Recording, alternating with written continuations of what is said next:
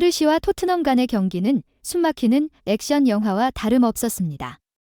경기의 모든 순간이 긴장감과 예측할 수 없는 전개로 가득 찼습니다. 전략적인 실수를 저지른 첼시는 손흥민을 너무 집중적으로 마크하는 데에만 몰두해 토트넘이 갖춘 전체적인 전투력을 간과했습니다. 경기 시작부터는 열정이 가득한 추격전이 펼쳐졌고 VAR은 계속해서 복잡한 상황들을 검토해야 했습니다. 누구도 상대에게 한 발짝도 물러서지 않는 무자비한 싸움이었습니다. 팬들은 믿을 수 없는 광경을 목격했고 축구 전문가들도 인정할 수밖에 없었습니다. 이것이 그들이 이 시즌에 본 가장 혼란스러운 전투였습니다. 모든 것이 너무 빠르고 열정적으로 전개되어 선수들과 심판들조차 경기의 소용돌이에 휘말려 모든 상황을 파악하기 어려웠습니다. 토트넘은 한편으로 인상적인 시작을 보였습니다. 제5분에 대한 쿨루셉스키가 어지러운 속도로 오른쪽 방어선을 뚫고 한 발을 쏘아 올렸는데 상대 수비수에게 맞고도 아름다운 곡선을 그리며 골로 연결되어 경기 시작부터 토트넘에게 스코어를 올렸습니다.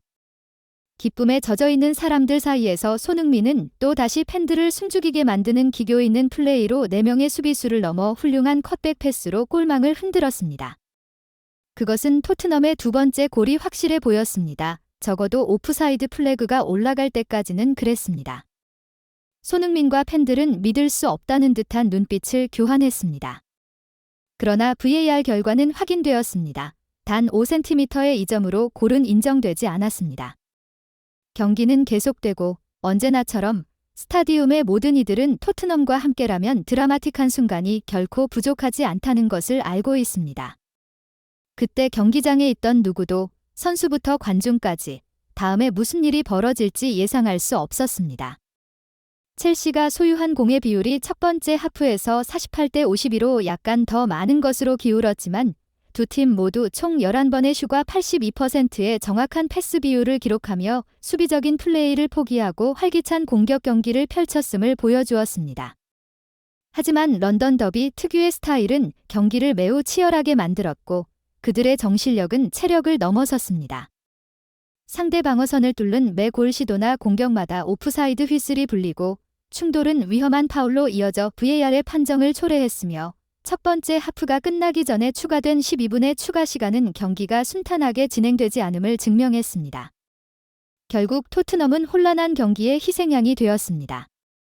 첫 번째 하프 28분에 크리스티안 로메로가 엔조 페르난데스와의 충돌에서 상대방의 발을 밟았고 VAR을 몇 분간 검토한 후에 그는 레드카드를 받고 경기의 흐름을 바꾸었습니다.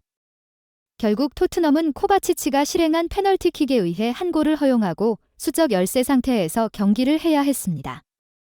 최근 성적이 좋지 않고 저평가된 첼시였지만 도시 더비의 특성상 두 팀 사이의 격차는 의미가 없었습니다.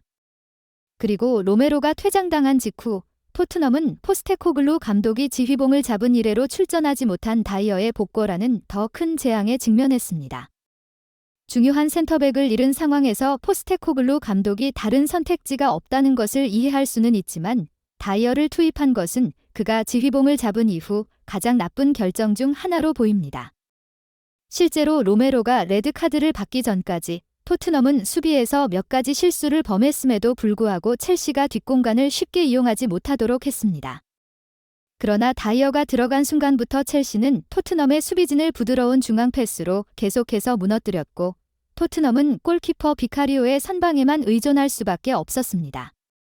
첼시의 끊임없는 공격 앞에서 비카리오는 큰 압박을 받아야 했고 키 플레이어 중 한 명인 벤 더반이 갑작스레 대퇴근 문제를 겪으면서 토트넘의 수비는 더욱 흔들렸습니다.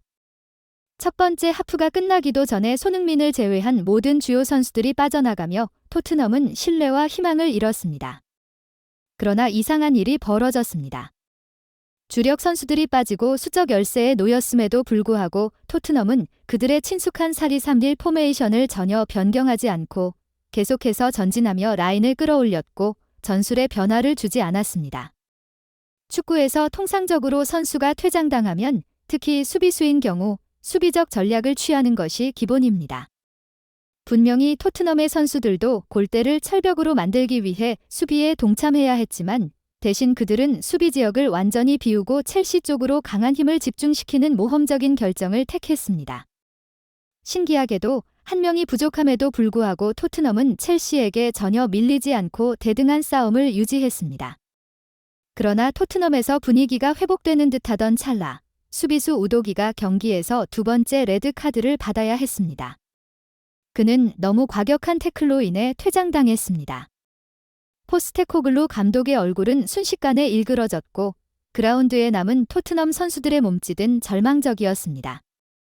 그들은 패배를 인정하는 듯 했습니다. 흥미롭게도 토트넘의 패배가 거의 확실해졌음에도 불구하고 첼시의 선수와 감독 포체티노는 토트넘이 그 이후에 보여준 태도에 대해 놀라움을 감추지 못했습니다. 두 개의 레드카드로 단 7명만 남은 상황에서도 토트넘은 수비 포메이션을 흔들리지 않게 유지하며 계속 공격적인 축구를 했습니다. 토트넘이 어떻게 그렇게 강력한 전략을 취할 수 있었을까요? 경기 후 포스테코글루 감독과 동료들의 발언은 정말로 충격적이었습니다. 그들은 토트넘이 많은 슈팅을 허용하고 볼 점유권을 잃었음에도 불구하고 손흥민과 단 한 번이라도 그저 한 번 연결만 될 수 있다면 적어도 무승부로 경기를 끝낼 수 있었다고 말했습니다. 실제로 토트넘의 전략은 그와 같았습니다. 손흥민은 전술의 핵심이 되었고 이전 크리스탈 팰리스와의 경기에서 단 2번의 볼터치로 골을 넣으며 팀의 무패 행진을 이어가고 경기의 영웅이 되었습니다. 토트넘은 상대방에게 골을 허용하는 것처럼 보이는 독특한 전술을 채택했습니다. 그것은 바로 손흥민에게 패스 기회를 만들어주기 위한 것이었습니다. 반면에 경기장 전체를 통제하고 있음에도 불구하고 첼시는 손흥민 한 사람을 매우 경계하고 있었습니다. 결국 예상된 일이 일어났습니다. 페널티 박스 중앙에 있던 손흥민은 날카로운 패스를 받았습니다. 손흥민 곁에 첼시의 세 수비수가 있었지만 그의 속도는 그들이 따라잡기에는 너무 빨랐습니다. 골키퍼의 오른쪽 구석이 비어있다는 것을 알아차린 손흥민은 한 번의 슈팅이 곧 마지막 패스라는 말을 간결하고 정확한 슈팅으로 증명했습니다. 그러나 슈팅이 충분히 강하지 않아 손흥민의 마지막 득점 시도는 성공하지 못했고 비카리오 골키퍼의 뛰어난 선방에도 불구하고 토트넘은 첼시의 지배를 넘어서지 못했습니다. 후베르와 다이어도 마치 기적과 같은 수비를 펼친 후 모든 희망을 잃고 그저 앉아있을 뿐이었습니다. 결국 토트넘은 후반 75분에 첼시의 역습에 발목을 잡혀 첫 골을 허용했고 추가 시간에 니콜라스 잭슨에게 네 번째 골을 내주면서 이번 시즌 첫 패배의 쓴맛을 보게 되었으며 그로 인해 우승의 꿈은 사라진 듯 보였습니다. 경기는 첼시의 4대1 승리로 끝났고 이 결과는 잉글랜드 축구계에 큰 파장을 일으켰습니다. BBC 영국의 보도에 따르면 토트넘 선수들은 진정이 필요한 것으로 보입니다. 농담으로 그들의 탈의실에 감초차를 가져다 줘야 한다고 했습니다. 왜냐하면 이 경기의 첫 번째 하프는 토트넘이나 EPL의 역사를 볼 때 전례가 없었기 때문입니다. 경기장은 마치 전쟁터와 같았고 이런 치열한 전투 후의 패배는 다음 경기에 큰 영향을 미칠 수 있습니다. 토트넘은 지난 시즌 초반에는 좋은 출발을 보였으나 시즌 중반부터 하락세를 보이며 제 기량을 찾지 못하고 결국 8위로 마무리했는데 이것이 많은 우려를 낳았습니다. 손흥민과의 만남을 기대했던 마우리시오 포체티노는 한때 자신이 몸담았던 팀의 패배 후 쉽게 웃을 수 없었으며 한편으로는 손흥민을 위로했습니다. 경기 후 인터뷰에서 포체티노 감독은 사실 이 경기가 이런 정도로 혼란스러울 수 있다는 것을 어느 정도 예상하고 있었다고 말했습니다. 토트넘은 손흥민을 중심으로 이전보다 훨씬 강한 정신력을 발휘하며 그들을 이기는 것이 거의 불가능해 보였습니다. 솔직히 말해서 첼시도 다소 운이 좋았습니다. 로메로가 첫 번째 하프 초반에 퇴장당한 것이 첼시에게 전환점이 되었고 후반에는 우도기도 두 번째 레드카드를 받으며 첼시에게 우위를 제공했습니다. 심지어 토트넘은 중요한 선수 2명을 부상으로 잃고 교체를 해야만 했고 만약 토트넘 선수가 퇴장당하지 않았다면 첼시의 승리를 장담할 수 없었을 것입니다. 사실상 토트넘은 경기에서 더 잘했고 앞으로 나아가기 위해 약점을 극복해야 할 필요가 있습니다. 손흥민이 첼시에 대한 유일한 위협이었지만 다행히도 첼시는 그를 잘 막아냈고 승리한 감독으로서도 상대팀 토트넘을 높이 평가했습니다. 시즌 중반부터 불운을 겪는 토트넘에게 있어 손흥민의 역할은 만약 그들이 그 저주를 극복하고자 한다면 어느 때보다도 중요합니다.